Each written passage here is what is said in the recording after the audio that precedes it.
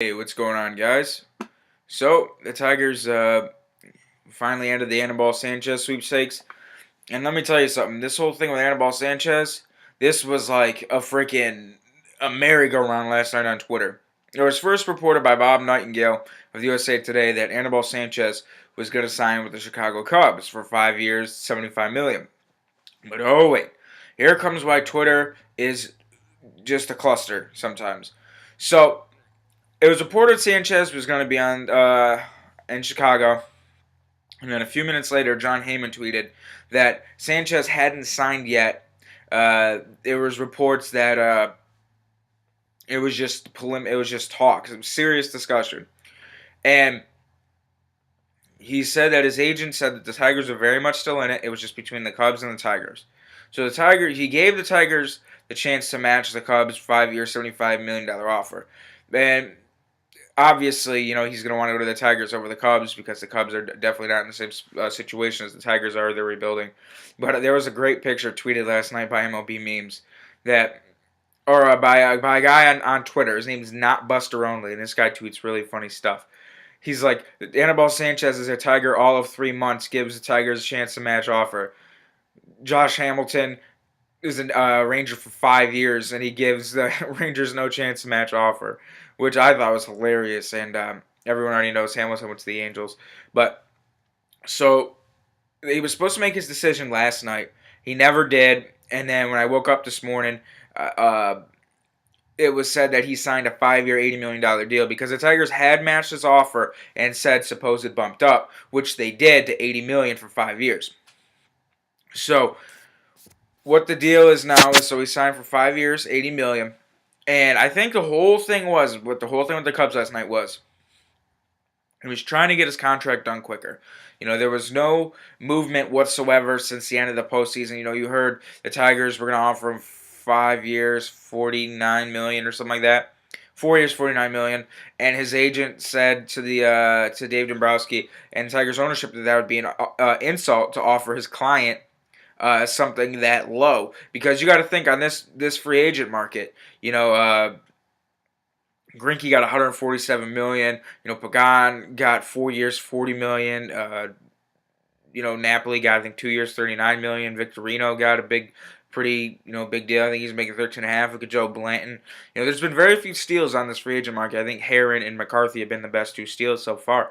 But so the Tigers ended up upping it, like I said, to 5 years, $80 million, and so he's going to be with the Tigers for 5 more years, and I'm very happy about that. I think what this does is it makes Rick Porcello expendable, but I'm going to get to him on that. I think the rotation is going to be JV, Scherzer, Fister, Sanchez, and Smiley, because I don't think they're going to go all right-handers, especially with as good as Smiley was at times, especially his first 6 starts up in the league. He was outstanding, and he showed a few brilliant starts down the stretch. And after his injury, I know one game before he got injured, the game he did get injured, he struck out 10 guys, and it was a great start. So this guy shows signs of being a really good southpaw pitcher, and I think that's why. But with Porcello, I think what they should do is they should either trade him for a shortstop or bullpen help. Maybe go try to get Drew Hanrahan because they're looking to trade him.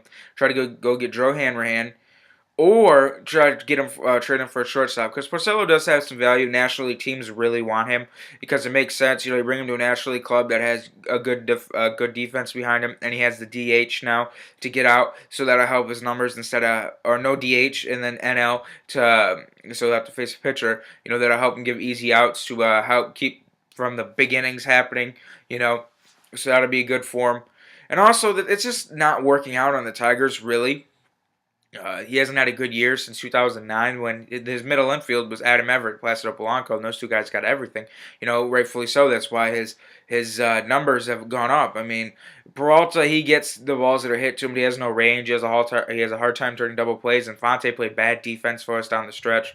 Even though he's shown signs that he can be a rangy second baseman. But I think what they should do if they don't trade Rick Porcello is make him a super reliever. Because look what he did for Tim Lincecum when they used him in the World Series and in the playoffs as a reliever. I mean, he was lights out. He went from not walking anyone, just going out there and shutting every team down that he faced. He only walked 2 guys in the whole postseason, and he was a guy that led the NL in walks during the regular season. So Porcello was good through the lineup the first time, but he's got awful the second and third time. You eliminate all that by putting him in the bullpen, use him as a guy to get right-handed hitters out in big situations. And it would really maximize his value, so you wouldn't have to worry about blow-up innings with him anymore. And Smiley goes down, some of the rotation goes down. You got him right there for depth. I like that idea. But if they also trade him to somehow get like a shortstop or some bullpen or something, I wouldn't mind that either. Because I really don't want to see him back in the rotation, to be honest with you. Now, here's the thing about the money. Everyone's talking about it's way too big of a deal. What are you gonna do when Scherzer and Fister are both, they're arbitration eligible in 2014? What are you gonna do? The Tigers aren't gonna have enough money. I'm getting sick of hearing the Tigers aren't gonna have enough money. First off, their total payroll I think is just over $150 million.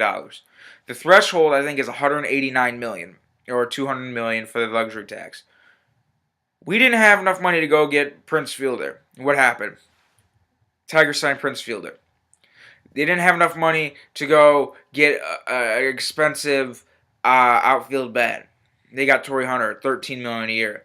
They didn't have enough money to give Anibal Sanchez $80 million over the next 5 years.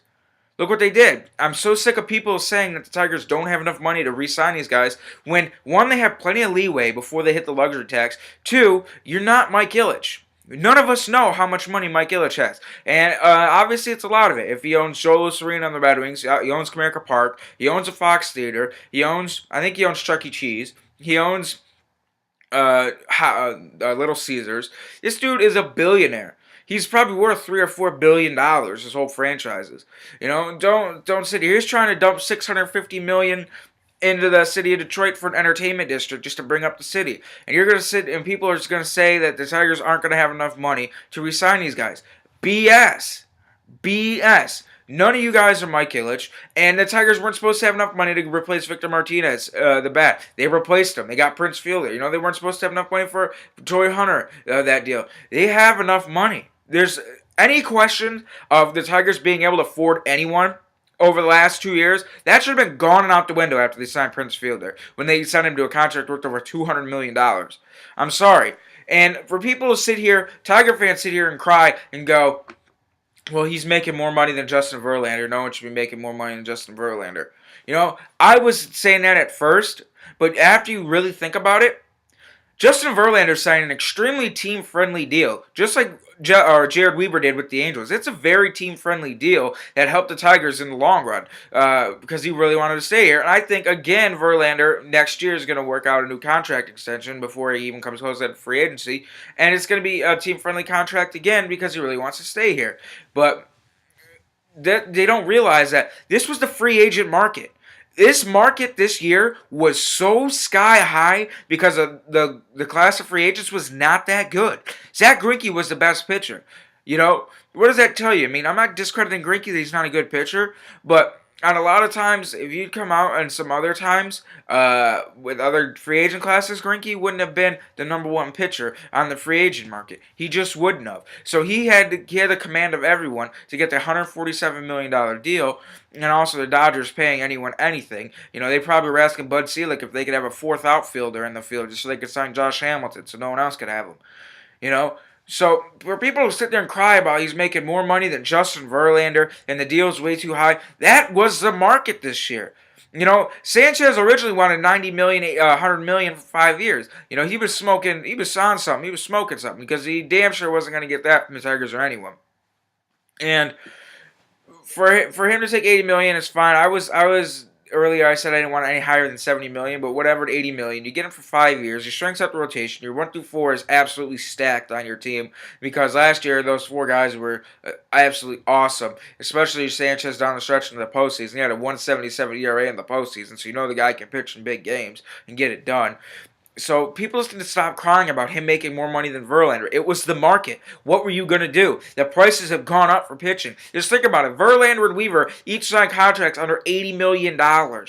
2 aces, 2 of the best pitchers in games. In the game of baseball. they signed team-friendly deals so their teams could go out. You're not going to get that with every player. You're not going to get that with a Cole Hamels who signed $120 million. You're not going to get that with a CC Sabathia who signed a $161 million deal. You know, it was the market. It's the market. And next year, what Sanchez made is going to seem like a deal because pitchers of his caliber are going to get more than him because they're going to want to get paid more than Anibal Sanchez. It was just the market. There's no reason to whine about it and cry about it. That's what it was. Tigers signed him. Their 1 through 4 looks really, really good, and their team next year looks really good. You shore up the pitching staff for a while. Porcello becomes expendable. You can replace your shortstop if you want now, and you can get their bullpen help with him. I like the signing. I really do. I think it's going to be good in the long run. But if they don't win a World Series by the time Torrey Hunter leaves, it's a fail. So, no need to cry about the deal anymore, about the money he got. Who cares he's making more than Verlander? The Tigers do have the money to go out and re-sign Sanchez or Fister and Scherzer. Don't let anyone sit here and say, oh, they're blah, blah, blah. They got plenty of wiggle room between that and the luxury tax. And for people to say that Mike Ilitch doesn't have the money, that's a bunch of bullshit. Because Mike Ilitch has the money to do anything now. Obviously, he does if he sign these guys. Any questions of that and doubts anymore should be going out the window. So I got to say, I like the signing.